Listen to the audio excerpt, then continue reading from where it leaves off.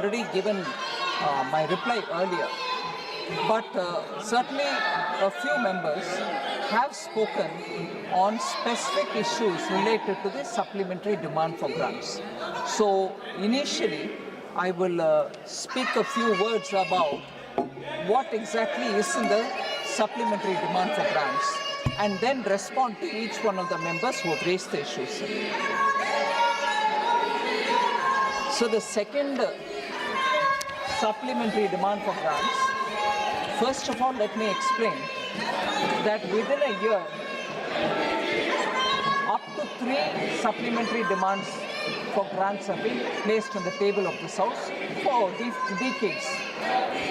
But I'd like to say, under Prime Minister Modi's guidance, we have brought it down to the bare minimum, 1 or 2 and not beyond 2. So because not beyond 2 is a self-imposed kind of a restriction, so that we don't have a habit of bringing in more and more amendments and seeking Parliament's approval, we have made sure that we will minimize it to 2. But not doing even 2 or 1 would mean that we are inflexible, and would also mean that where states are asking for some, or when departments are asking for something which is so essential for them to function, it will look very uncaring and irresponsive of the government. And therefore, I think supplementary budget, which as per the original constitution makers, supplementary demand for grants is a very useful instrument. And where it is necessary, we will have to use it. But bringing that supplementary demand for grants should not be looked at as if some wrong assessments have been made originally in the budgetary estimate time, and therefore we have brought this. So it is done with a lot more open-mindedness and also flexibility which can be offered to the departments. And in that order, this time, we have placed the second supplementary demand for grants. Sir, in this, I seek the approval of the Parliament for expenditure requirements related to 61 grants. This involves gross expenditure of about 2.81 lakh crore through cash or technical or token supplementaries. The present proposal also includes an amount of 902 crore rupees that is being provided for recouping advances of an equivalent amount from the Contingency Fund of India. So, 2.01 lakh crore is the cash supplementary which is being taken under 18 grants, while 0.80 lakh crore is the technical supplementary, and that's being sought for 32 grants, and 59 total supplementary items are being sought from 43 grants. Upfront, I like to say that this 18 plus 32 plus 43 may not add up to 61, which I originally said 61 grants are being placed here, is because some of them repeat or overlap, so the numbers may not add up. With respect, I would want members to be taking this fact into cognizance. Now, first of all here, I also would want to give that point as a reiteration. I wish to reiterate that with all this extra that we are coming up with, technical supplementary, cash supplementary, I do not want any member of the Parliament to wonder if I will be able to reach the fiscal deficit number that I have said during placing the budget here. The budget for 26-27 certainly states what's the budget fiscal deficit for the year ending March 31st, 2026 is going to be, and the rest is going to be for the rest. So we are not going to, in any way, not fulfill the word given in the budget. So I wish to reiterate that the commitment which has been given in this House for the second supplementary, inclusive of the second supplementary demand for grants, will be within the fiscal deficit presented, the target that has been presented in this Parliament on 1st February 2026. Sir, it's important for us to also recognize that we have announced 57,381.84 crores for Economic Stabilization Fund. And this I would want to elaborate a bit because 57,381 is fairly a big amount, and therefore I want to explain as to why I have brought that in. The fiscal reforms, particularly the policy initiatives that have been undertaken post-COVID-19, made sure that the economy recovered well. We have strengthened the overall macroeconomic framework. Now, this has enabled us to absorb the economic shocks of various nature, without deviating from the fiscal consolidation roadmap. But I want to highlight the point that the proposed Economic Stabilization Fund will provide fiscal headroom to allow India to respond to the global headwinds, such as the recent crisis, unanticipated supply chain disruptions, unexpected shocks to subsectors in Indian economy, and any other event that may have significant fiscal implications. So, in anticipation of what cannot be anticipated, we are coming up with Economic Stabilization Fund. Now, therefore, sir, it's an irony that even when I'm talking about how the government is preparing for ourselves to face any unexpected events, inclusive of supply chain disruption, inclusive of LPG, they're not willing to hear the reply. They want to have their own agenda. चलाओ, सड़क पर, सीढ़ियों पर बैठकर चाय पियो, मगर LPG के ऊपर चक्कर चलाओ. ये है हमारी ऑपोजिशन.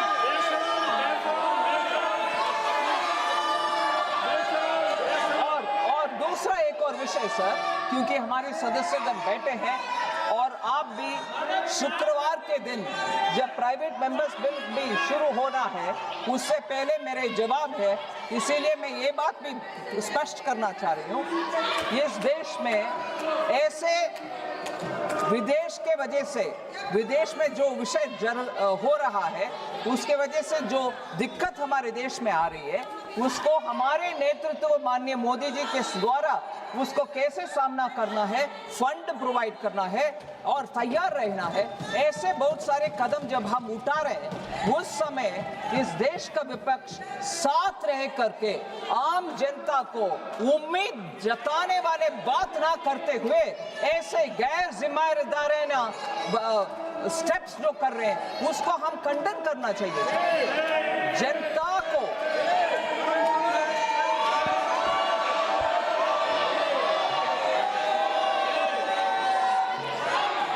इस देश में आप कृपया अपनी जगह चले जाइए. आप जिस मुद्दा पे बात कर रहे हैं एलपीजी में, वित्त मंत्री जी एलपीजी के बारे में बात कर रहे हैं, आप सुनना नहीं चाहते. उसी बात के बारे में बात आप सिर्फ डिस्टर्ब करने के लिए आए हैं, सुनने के लिए नहीं आए. वित्त मंत्री जी खड़े होकर बोल रहे हैं, उसी बात पे चर्चा चल रही है, आप सुनना. ये क्या जिम्मेदारी है आपकी? ये क्या जिम्मेदारी है आपकी? आप एलपीजी की नारे लगा रहे हैं, वित्त मंत्री जी एलपीजी के बारे में बोल रहे हैं, आप सुनना नहीं चाहते हैं. आप बैठिएगा प्लीज, आप कृपया आप अपनी जगह पर जाके बैठिए, सुनिए. Madam please. सो ऐसे परिस्थिति में सरकार के साथ देते हुए जो भी विदेश से जो भी दिक्कत आ रही है, हम सब पार्टी के रूपरेखा से उबर कर ऊपर आकर के देश के हित में साथ रह करके जनता को उम्मीद जताने वाले बात करना आवश्यक है. और प्रधानमंत्री मोदी जी इसमें पूरे अपने ताकत लगा करके इस देश में नागरिक को कोई आपत्ति ना हो इसके लिए इतना मेहनत कर रहे हैं, मगर हमारे विपक्ष तो वेल में आकर के चिल्लाना ही उनका एक काम ऐसे समझ कर रह रहे हैं.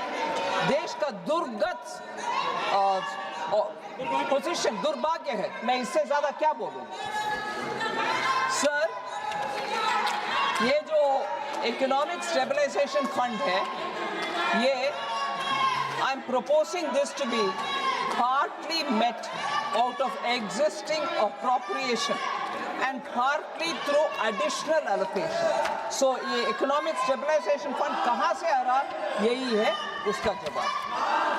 सर, फिर इस देश में कभी भी हमारे सैनिक के खिलाफ और सैनिक के विरोध में कुछ भी नहीं होता, ऊपर से मोदी जी के सरकार में उनका साथ देने के काम करते हैं। 41,430.48 करोड़ डिफेंस सर्विसेज रेवेन्यू के लिए दे रहे हैं सर, इस सप्लीमेंट्री डिमांड फॉर ग्रांट में। ऑपोजिशन तो साथ देना है, डिफेंस के लिए पैसा दे रहे हैं, इकोनॉमिक स्टेबिलिटी के लिए पैसा दे रहे हैं, फिर भी वो नहीं है उनको ये सुनना अच्छा नहीं लगता क्योंकि काम हो रहा है sir. 35,290 crore is the payment for spectrum charges to Department of Telecommunications because of defense requirements. Defense का requirement meet करने के लिए हम पैसा दे रहे हैं जो वापस consolidated fund में आएगा। और सर ये एक मुख्य अंश है sir, this is a very important point जो हम आपके सामने आपके द्वारा बोलना चाहते हैं और हमारे सांसदगण को भी और सबको भी जानकारी होना चाहिए।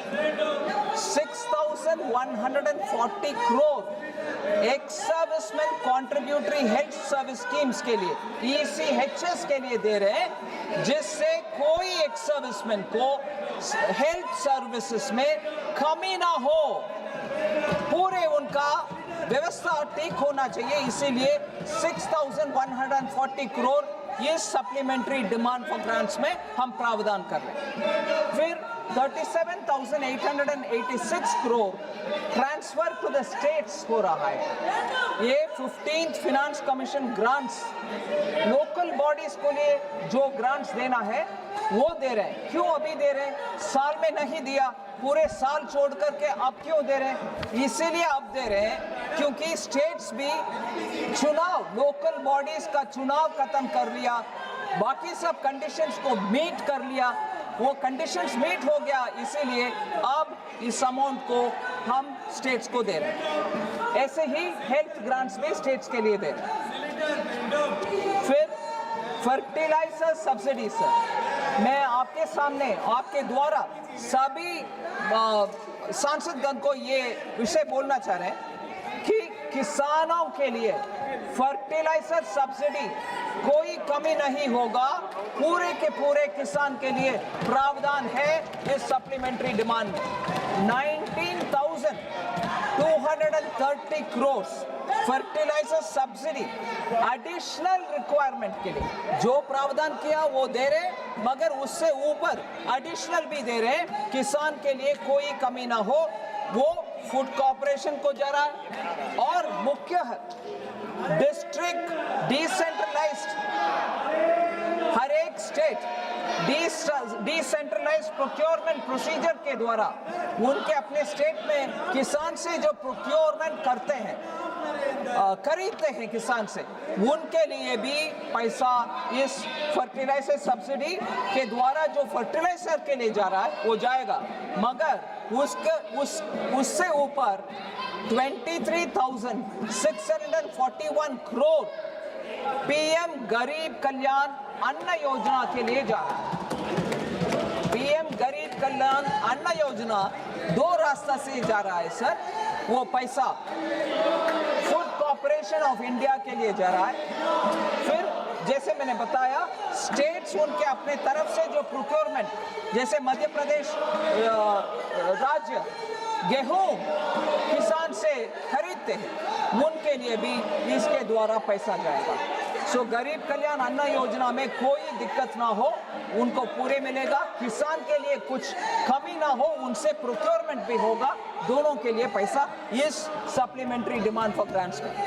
अगर सर मैं बार बार मेरे दुख व्यक्त करती हूँ, ये सब आम नागरिक के लिए जो वेलफेयर प्रोजेक्ट्स के द्वारा हम पैसा दे रहे हैं और अन्न या गेहूं दे रहे हैं गरीब कल्याण के लिए, उसके लिए प्रावधान देने वाले सप्लीमेंट्री डिमांड फॉर ग्रांट्स के ऊपर इनका कोई ध्यान नहीं है, उनका नाराबाजी के ऊपर ही है इनका ध्यान।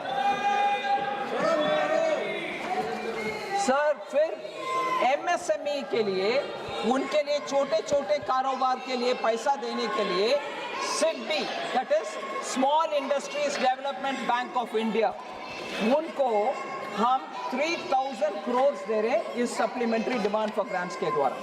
One second madam, one second. माननीय सदस्यगण, ये जो सप्लीमेंट्री स्पीच वित्त मंत्री जी दे रहे हैं, सारा देश सुनने के लिए बैठा हुआ है, सब टीवी के सामने बैठ के सुन रहे हैं। अभी वित्त मंत्री जी ने बताया है कि राज्य को 38,000 करोड़ का सैंक्शन किया हुआ है। अब ये जनता पूरे देश में सुनना चाहते हैं, आप क्या नारेबाजी लगा के वित्त मंत्री का आवाज़ सुनने नहीं दे रहे हैं? और फार्मर्स के लिए सब्सिडीज के लिए 18,000 करोड़ उसका भी उन्होंने डिस्कस किया है। और तो आप सुनना नहीं चाहते हैं, आप सुनना नहीं चाहते तो अलग बात है, देश की जनता सुनना चाहते हैं। नहीं, आप कृपया आप जाके बैठिए, आप जाके बैठिएगा please. Please give an opportunity for the nation to listen to our speech. It is a very important thing. Let the entire nation is waiting. No, thank you. Please. No, madam.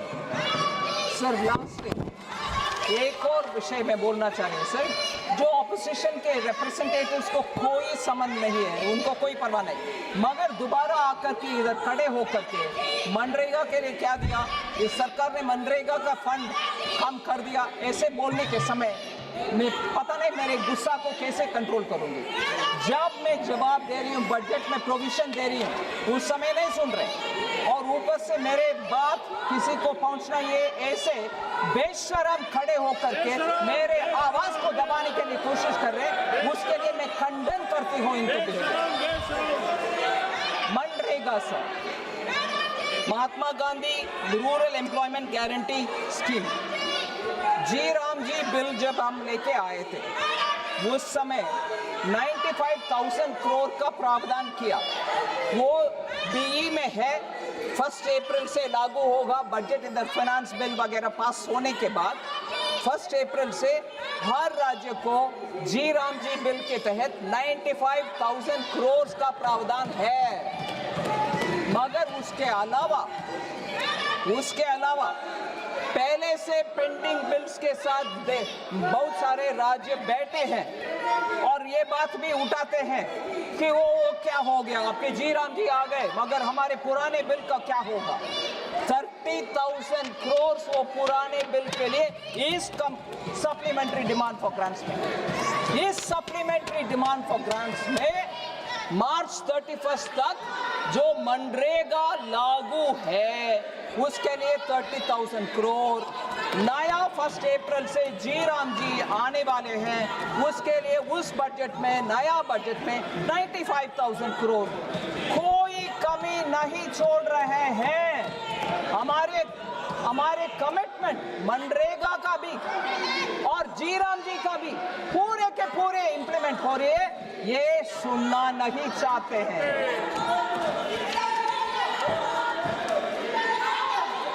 Sir अभी मैं जाती हूँ हर एक member का उनके अपने विषय को जवाब देने के लिए। Sir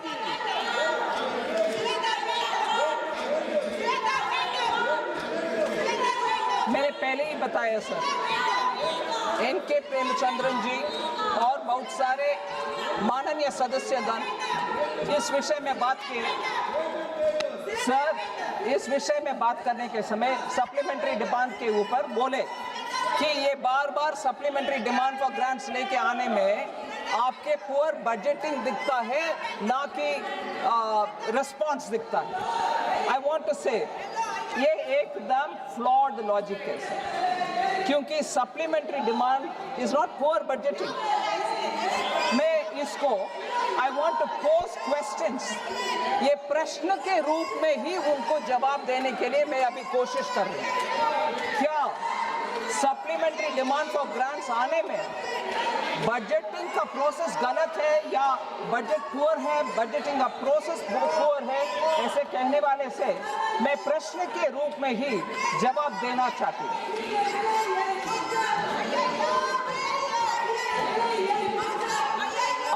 honorable members from the opposition suggesting that in times of unforeseen challenges, should the government not create a fiscal buffer? ये इक्वलाइजेशन फंड जो मैंने बताया ओवर 50,000 करोड़ का, ऐसे परिस्थिति में क्या है इक्वलाइजेशन एक फंड इमरजेंसी के लिए क्रिएट करना सही नहीं है? सो सप्लीमेंट्री डिमांड फॉर ग्रांट्स हम देना, इसका मतलब ये इमरजेंसी के लिए कोई प्रावधान नहीं करें हम, यही है उनका मकसद है सर। जब जैसे सप्लीमेंट्री डिमांड फॉर ग्रांट्स क्यों ले आ रही हो, बजट में क्यों सोचा नहीं है? इमरजेंसी सिचुएशन जब डेवलप होता है उस समय हम ऐसे इक्वलाइजेशन फंड ले आना, इमरजेंसी के लिए ले आना गलत है क्या? मैं एनके प्रेमचंद्रन जी से पूछ रही हूँ। फिर ऐसे शॉक्स, सप्लाई चेन डिसरप्शन और सडन सेक्टोरल क्राइसिस जो होता है उस समय हमारे सप्लीमेंट्री डिमांड फॉर ग्रांट्स के द्वारा जो हम फंड क्रिएट कर रहे हैं वो नहीं चाहिए क्या? ये एडमिनिस्ट्रेशन के साथ अंडरस्टैंडिंग के साथ प्रश्न पूछ रहे हैं या वैसे ही पूछ रहे हैं, मुझे समझ में नहीं आ रहा।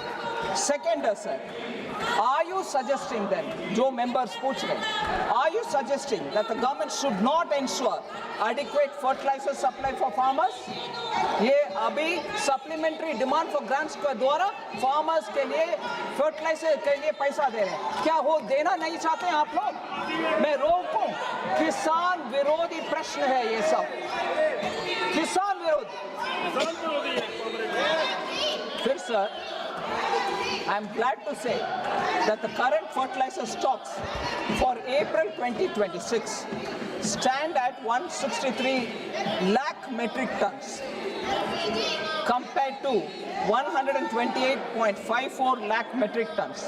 26% higher दे रहे हैं इस बार fertilizer subsidy. This has been possible only because of the foresightness of the government.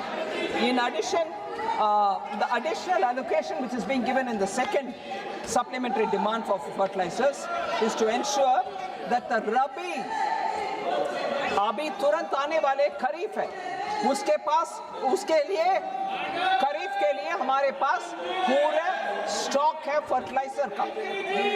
Fertiliser का स्टॉक खरीफ के लिए हमारे पास पूरे हैं, मगर आने वाले रबी के लिए अब से टेंडर नोटिस निकालना, नया इंपोर्ट करना, उन सब के लिए जो जब फर्टिलाइजर मिनिस्ट्री काम करती है उनके हाथ में पैसा रहना है, इसीलिए हम प्रावधान अभी ही कर रहे हैं।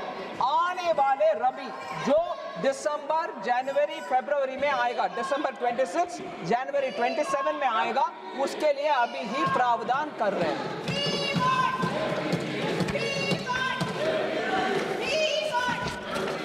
Sir,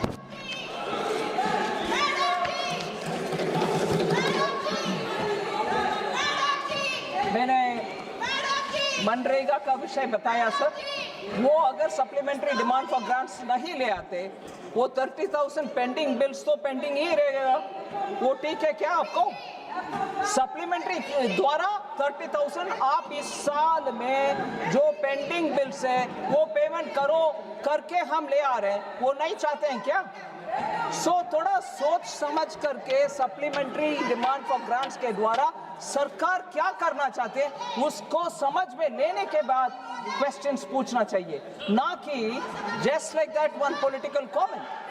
third sir, 9,000 crore states के लिए मैं ट्रांसफर कर रही हूँ। वो स्टेट्स के लिए क्यों ट्रांसफर कर रही हूँ?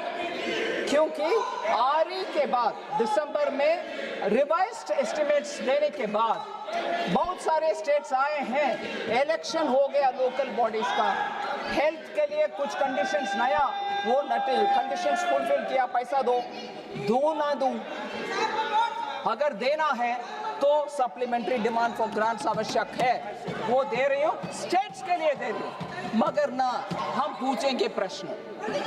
बिना पूछे, बिना समझे बात करने वाले लीडर भी, ऑपोजिशन पार्टी भी और सदस्य भी, मुझे क्षमा करिए, थोड़ा पढ़ने के बाद प्रश्न पूछा करिए। ऐसे ही I already told about health services for the ex-servicemen, sir. Even that payment is being made now. And in that, I'll take a minute to elaborate on what is actually being done to the ECHS. Sir आपके द्वारा हमारे सदस्यगण भी उसमें information लेकर के हर district में जाकर बोलना चाहिए एक्स सर्विसमैन के बेनिफिट के लिए। चाहे ऑपोजिशन लीडर सुनेंगे कि नहीं सुनेंगे, मुझे मैं कुछ बोलने का नहीं है, मगर एक्स सर्विसमैन के विषय उठाने के समय, एक्स सर्विसमैन के विषय उठाने के समय ये संज्ञान में लें जो मैं बोलने वाले हूँ। Sir, ex serviceman contributory health service के लिए बड़ा सा खर्च होता है और इस देश के एक्स सर्विसमैन के लिए हम गर्व से वो सपोर्ट करते हैं, गर्व से सपोर्ट करते हैं, मना नहीं करते। और in this supplementary provision has been made for cash supplementary of 6,141 crores for ECHS. This amount includes additionality of 2,863 crore agreed in the RE of 25-26. That itself is over the BE. 25-26 का budget का BE से ज़्यादा दिसंबर में जो RE में हमने दिया वो बजट से ज़्यादा ही, बजट BE के समय पर जो दिया उससे ज़्यादा RE में हमने दिया ECHS के लिए। और अभी further additionality of 3,458 crore over and above the RE. So REBE से ज़्यादा अब सप्लीमेंट्री डिमांड में RE से ज़्यादा हम ECHS के लिए दे रहे हैं। इस बार 11,000 crores हम दे रहे हैं सर। टोटल एलोकेशन मैं ध्यान से हर एक मेंबर का सुनने के लिए रिक्वेस्ट करती हूँ। Total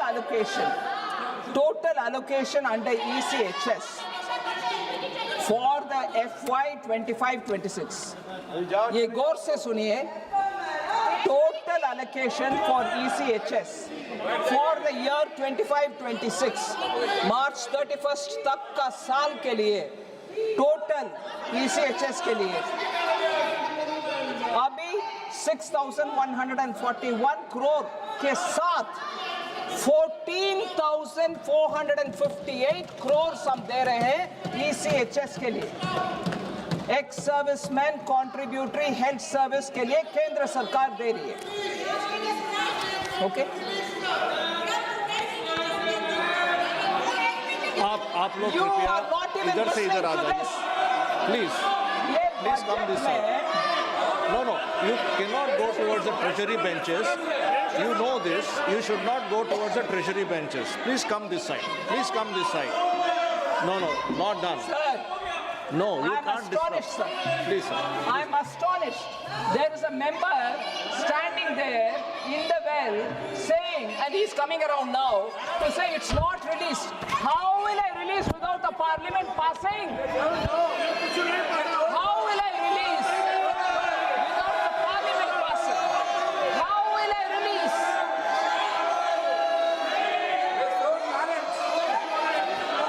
Okay, ma'am. How will I release without this passing? And here is the gentleman in the well. I'm asking you all to pass this so that 14,000 crores goes for the ex-serviceman welfare. And here is the honorable member saying it is not released. Can I release it without the parliament passing? Yeah. So, N.K. Premchandran ji and other members who've been asking me why you want a supplementary demand for grants, please tell your honorable member I cannot release ECGS much money without you passing. And you are standing in the well. You don't want to pass it. And your own member is asking why it's not released. Ma'am,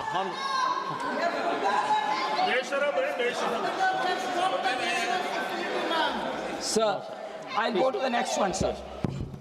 The next set of issues. Next set of issues, sir, is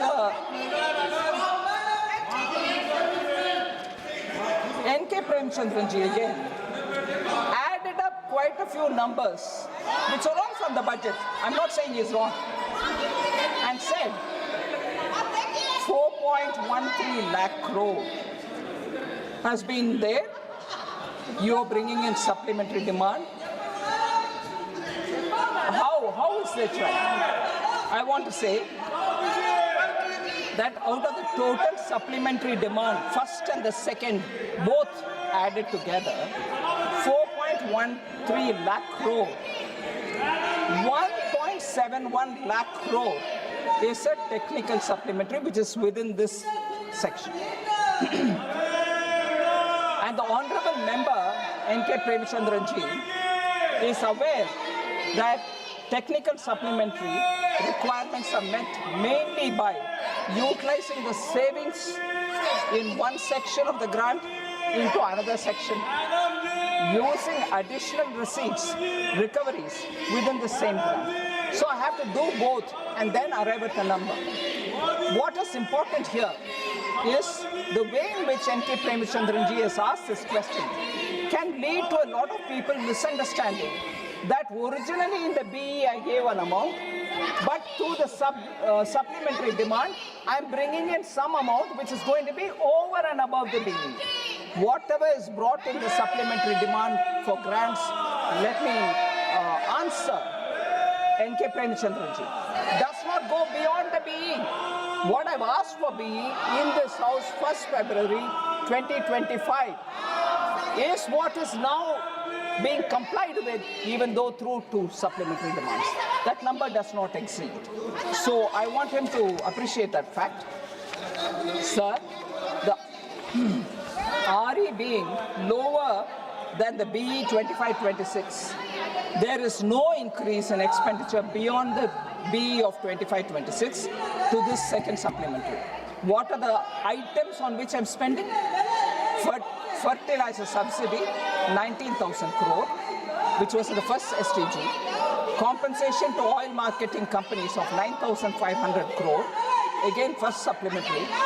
MHA including Manipur package, which is about 2,600 crores, again in the first supplementary. Ladakh gets 2,500 crores, first STG. Then MEA gets 1,200 crores, again from the first supplementary. Higher education gets 1,300 crore, again from the first STG. Now the second supplementary, Defense Spectrum, 36,000, Economic Stabilization Fund, 50,000 crore, food subsidy, 23,000 crore, and Finance Commission grants, partly about 20,000 crore, second supplementary demand. So none of this put together exceeds the BE amount, so I'm not bringing in new burden other than what was mentioned in the BE. Sir, there were other members who spoke about the global crisis, fertilizer prices, urea production going down. I want to highlight the fact that urea import is one thing. In our own country, we produce urea. We are ramping up the capacity. We are increasing the capacity of urea even for those within the domestic market, meaning domestic manufacturing. So urea production, sir, domestically has increased from 225 lakh metric tons, which was the number in 2014-15, to 306.67 lakh metric tons of urea during 24-25 in 33 units. To boost the domestic urea production, Prime Minister Modi has brought in 6 new units. 6 new units of fertilizer production, which have been set up under new investment policy 2020.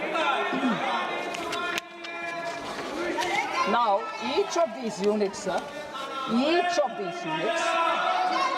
have installed capacity of 12.7 lakh metric tons per annum. These units have together added urea production capacity to 76.2 lakh metric tons. In addition, the new urea policy, which was announced in 2015, sir, has also led to additional production of urea by 20 to 25 lakh metric tons as compared to the production during 2014-15 annually. So, two new plants in Orissa and in Assam are under execution, which will lead to an increased capacity of 25.4 lakh metric tons per annum the moment they are commissioned. So not only are we giving higher price and importing more urea, but we are also increasing the capacity for domestic production with the existing units and setting up new units also for production.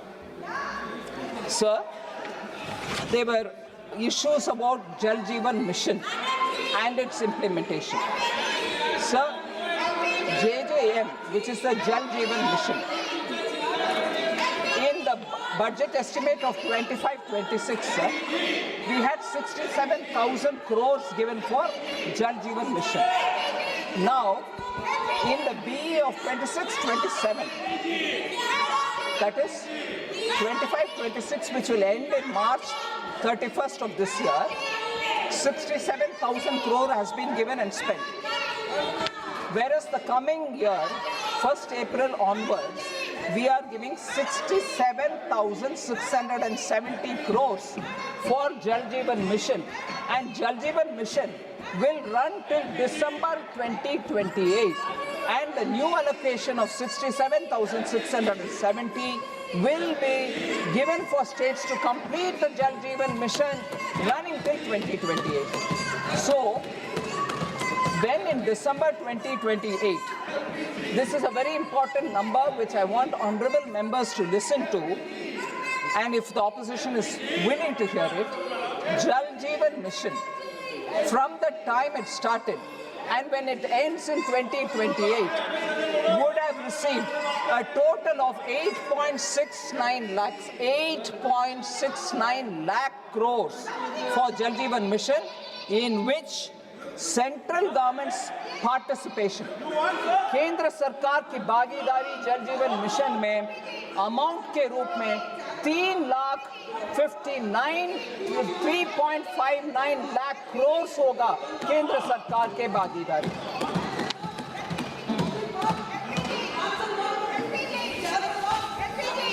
Sir, I'm not able to see the member, probably is here.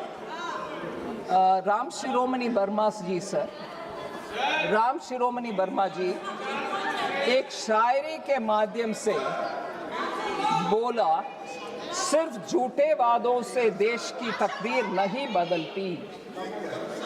Supplementary demand और संसद के गंभीर प्रतिक्रिया के बीच में आप शायरी के कर रहे हैं, ये बड़े ही विचित्र बात है सर. वो नहीं है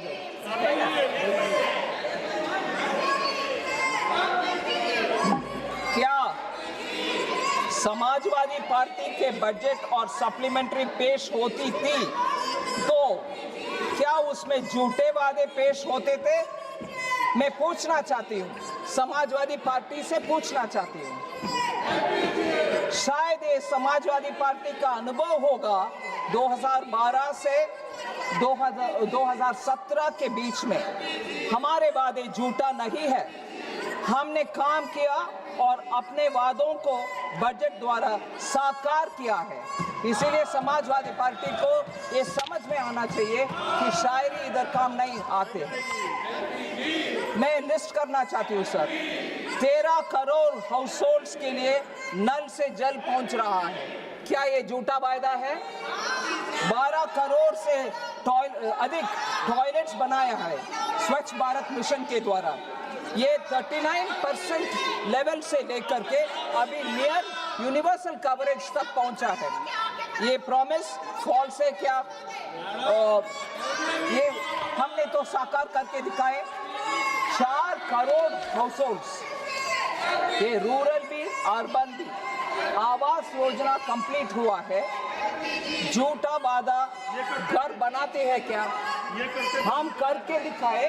समाजवादी पार्टी के समय, उनके राज के समय शायद झूठा वादा किया है, हमने तो नहीं किया। फिर ये बोलते हैं जीडीपी से किसान की लकीर नहीं बदलती, बिल्कुल नहीं बदलती। मगर मैं बोलना चाहती हूँ, जीडीपी अगर ग्रो करता है, जीडीपी अगर बढ़ता है, जैसे 2014 में 1.8 ट्रिलियन था हमारी जीडीपी, अभी नियरली 4 ट्रिलियन तक पहुंचा है। उससे हमारी वित्तीय क्षमता बढ़ती है, और जब वित्तीय क्षमता बढ़ती है, हम किसान, सभी किसान तक पहुंच पा रहे हैं, अंडर प्रिविलेज लोग का घर बना पा रहे हैं। इसीलिए जीडीपी किसान की लकीर बदलती है, ये समझना चाहिए। और उसके लिए मैं नंबर भी देना चाहती हूँ। 43.45 लाख करोड़ डायरेक्ट ट्रांसफर के द्वारा किसान को और लोगों को पहुंचा है। अर्लियर आपको याद होगा सर, हर रुपया भेजने में 15 पैसा ही जाता था, अभी तो 43.45 लाख पहुंचा है, 100% पहुंचता है। फिर समाजवादी रूल के समय यूपी में शुगर केन फार्मर्स में डाइंग वेटिंग फॉर पेमेंट्स, अभी वो नहीं है। किसान 9.30 किसान को डायरेक्ट बेनिफिट द्वारा पैसा मिलता है। समाजवादी पार्टी के समय आत्महत्या करके किसान मरे। सर, पीएम गरीब कल्याण अन्न योजना के द्वारा 12 लाख करोड़ गेहूं और अनाज चावल मिला है गरीबों को। 12 लाख करोड़ रुपया तक लोगों को पहुंचा है पीएम गरीब कल्याण अन्न योजना के द्वारा। समाजवादी पार्टी जरा सोच लें, जीडीपी बदलने में, बढ़ने में हमारी क्षमता बढ़ती है और किसान को वो पहुंचाते हैं। और पीएम किसान आज शाम को माननीय प्रधानमंत्री जी दे रहे एक और हिस्सा, उसको सहित, उस अमाउंट को सहित लेकर के, साथ लेकर के मैं कुल मिलाकर के किसान को कितना पहुंचा है वो बोलना चाहती हूँ। 4.27 लाख करोड़ पहुंचा है किसान को। जीडीपी बदलने में हमारा वित्तीय क्षमता बढ़ती है, किसान को 4 लाख से ऊपर अमाउंट डायरेक्टली मिला है। ये समाजवादी पार्टी थोड़ा सोच ले, शायरी इधर आकर बोलने से पहले। शायरी करने से तो बिल्कुल भी लकीर नहीं बदलती है। राम शिरोमणि वर्मा जी ने कहा, नीति और बजट से तस्वीर नहीं बदलती। मैं ये बोलना चाहती हूँ, हमारी सरकार ने सूरत और तस्वीर दोनों को बदली है।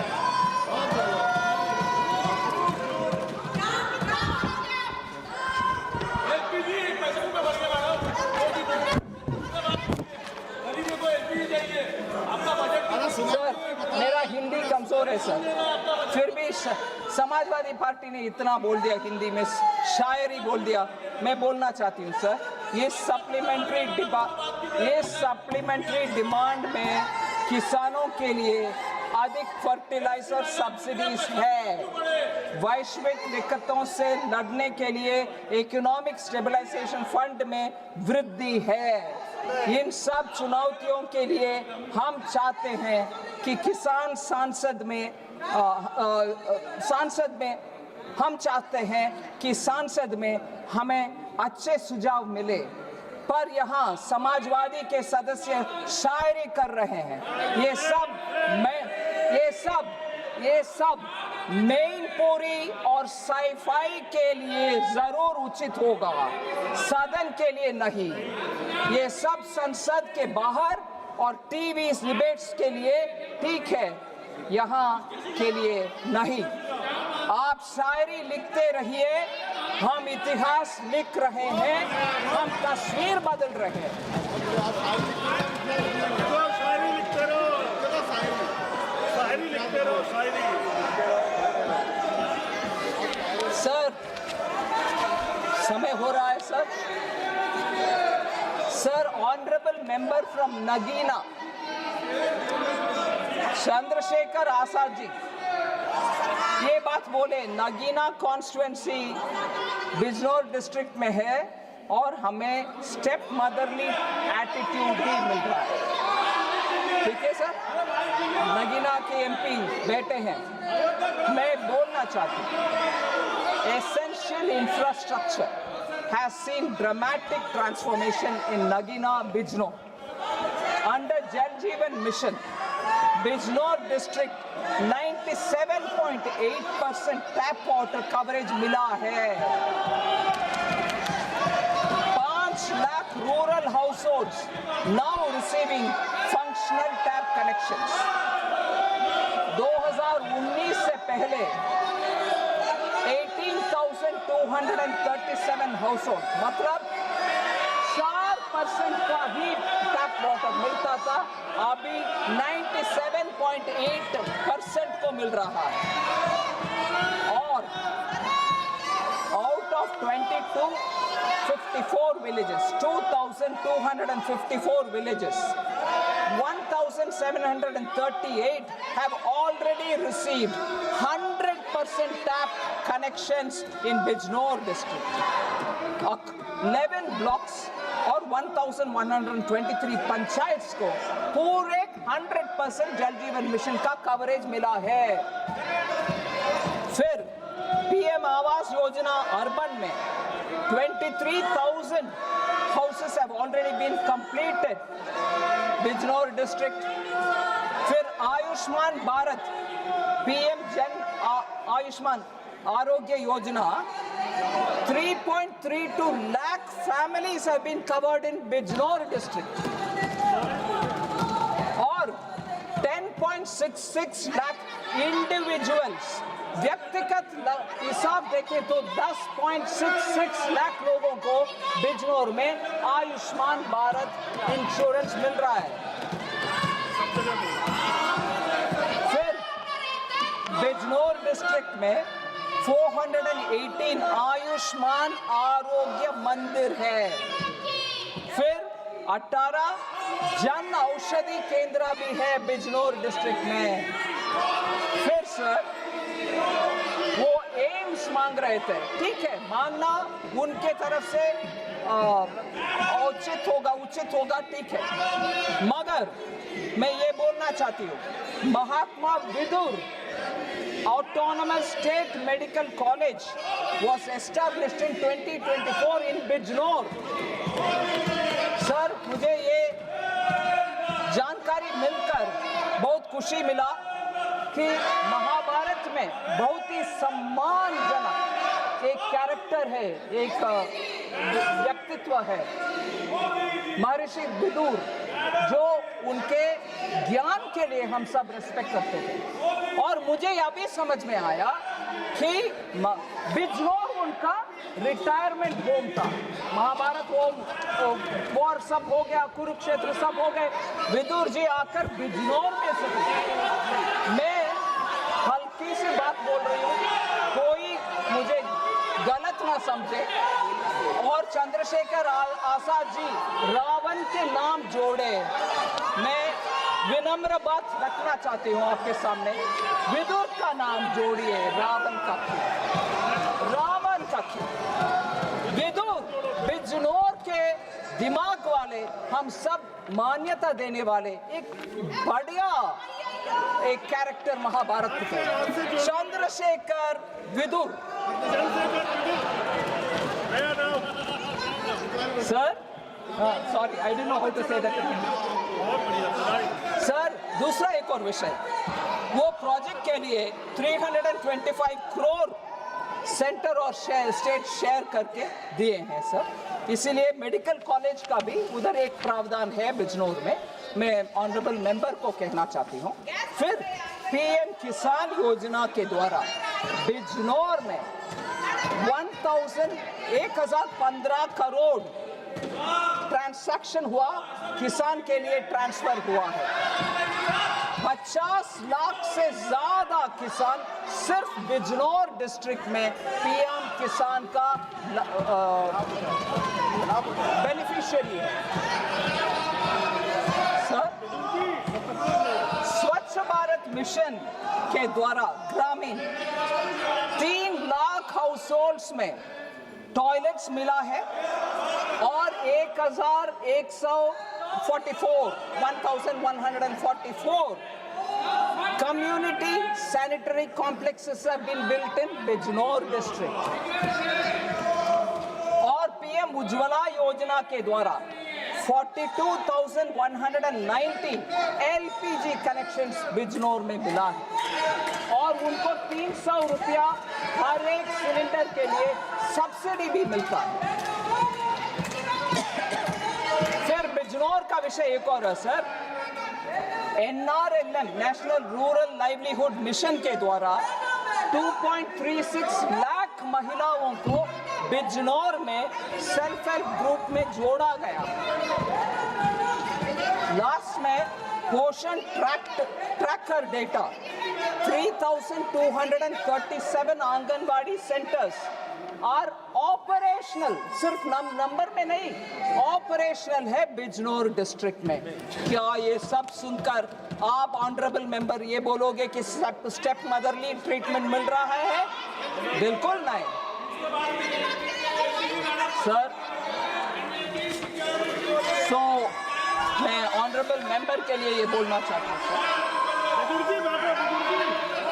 सर, एक आदिवासी मतलब ट्राइबल मेंबर हमारे भारत आदिवासी पार्टी के रोत जी बैठे हैं, उनके लिए भी एक विषय में सामने रखना चाहती हूँ। कल बहुत ही मन में दुख के साथ बोले उनके डिस्ट्रिक्ट बांसवाड़ा और उनके क्षेत्र में इतना फैसिलिटी नहीं मिल रही है, हमें अटेंशन नहीं मिल रही है और छोटे पार्टी के सदस्य है, इसीलिए कोई हमें सुनता नहीं।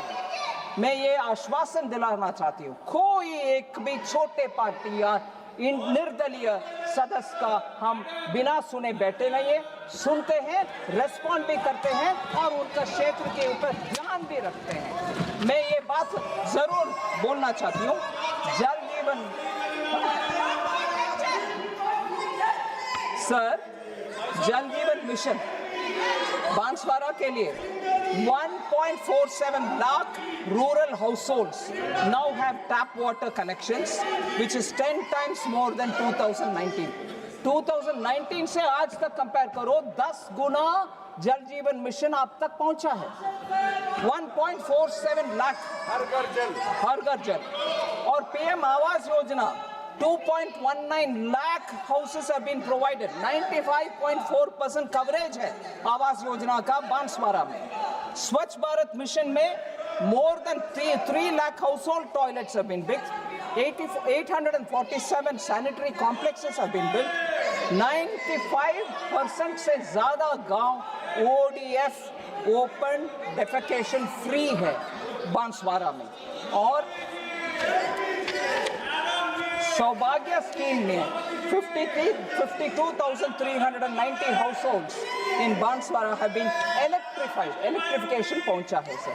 So सर, मैंने पार्लियामेंट्री अफेयर्स मिनिस्टर किरण रिजिजू जी को प्रॉमिस किया, मेरा सप्लीमेंट्री डिमांड फॉर ग्रांट्स का मेरा रिस्पॉन्स और रिप्लाई 245 के अंदर मैं खत्म करूंगी।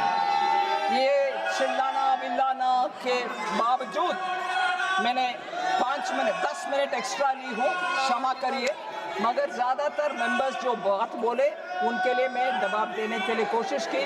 हनुमान जी बेनीवाल जी का भी बहुत सारे विषय उठाया गया। मुख्य विषय एक मैं बोलना चाहती हूँ, ओपीएम कल्टिवेशन उनके यहाँ होती है हमारे मंत्रालय के द्वारा और MOS पंकज चौधरी जी उसके ऊपर पूरे ध्यान देकर के नीमच में जो राजस्थान में है उधर एक नया पूरे केंद्र सरकार के खर्च के उठाते हुए नया एक फैक्ट्री ओपीएम को प्रोसेस करने के लिए लगवाया गया हमारे पूरे कच्छ के साथ। सो हनुमान बेनीवाल जी, आप भी बेचिंता रहिए और जाके किसानों को, ओपीएम कल्टीवेट किसानों को बोल दीजिए कि सरकार ने एक हमारे तरफ से खर्च करके ओपीएम प्रोसेसिंग यूनिट लगवाया है। आप ध्यान दिलाना चाहिए आपके किसानों को। सो मैंने 10 मिनट ज़्यादा ही लिए। किरण रिजिजू जी से मैं क्षमा मांगती हूँ, मगर ये सप्लीमेंट्री डिमांड फॉर ग्रांट्स को पारित करवाइए। Thank you. धन्यवाद मैडम। सर इनको The word Besharam is deleted from the records. I request everybody to kindly get back to your seats. आप अपने अपने जगह में जाइए, आप बैठिएगा। कृपया आप अपने जगह में जाके बैठिएगा। हमें बिल पारित करना है। Kindly please go and resume your seats. Please go and sit. Kindly take your seat. Kindly go back to your seats.